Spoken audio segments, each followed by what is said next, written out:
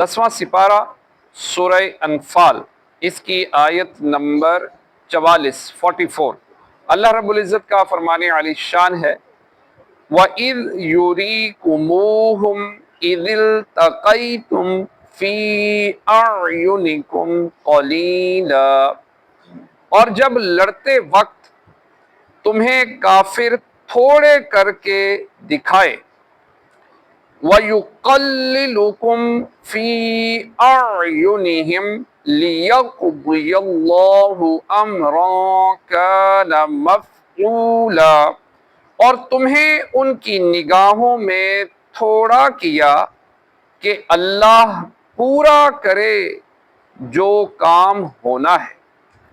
وَإِلَى اللَّهِ تُرْجَعُ الْأُمُورُ، اور اللہ کی طرف سب کاموں کی رجوع ہے۔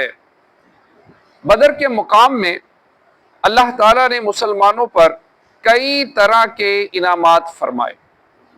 ان میں سے ایک یہ ہے کہ اللہ تعالیٰ نے مسلمانوں کو کفار بہت تھوڑے کر کے دکھائے۔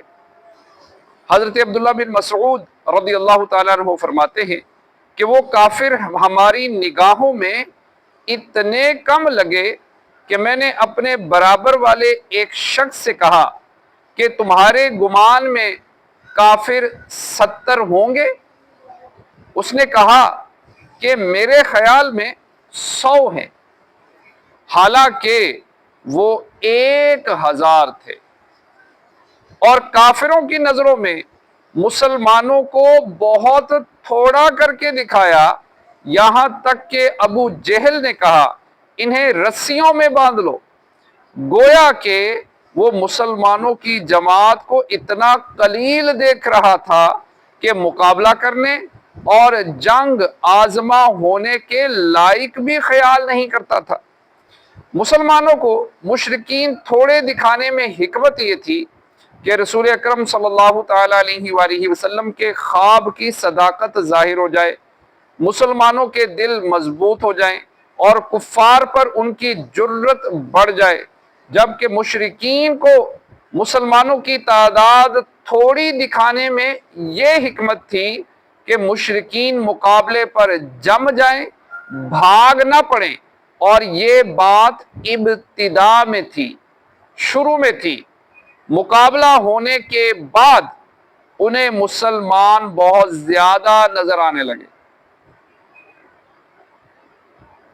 اسلام کا غلبہ اور مسلمانوں کی نصرت اور شرک کا ابطال اور مشرکین کی ذلت اور رسول کریم صلی اللہ تعالیٰ علیہ وآلہ وسلم کے معجزے کا اظہار کہ جو فرمایا تھا وہ ہوا کہ قلیل جماعت بھاری لشکر پر فتح یاب ہوئی اور اللہ کریم نے اپنا کام پورا کر دیا۔ تو اللہ کریم ہمیں عمل کی توفیق عطا کرے۔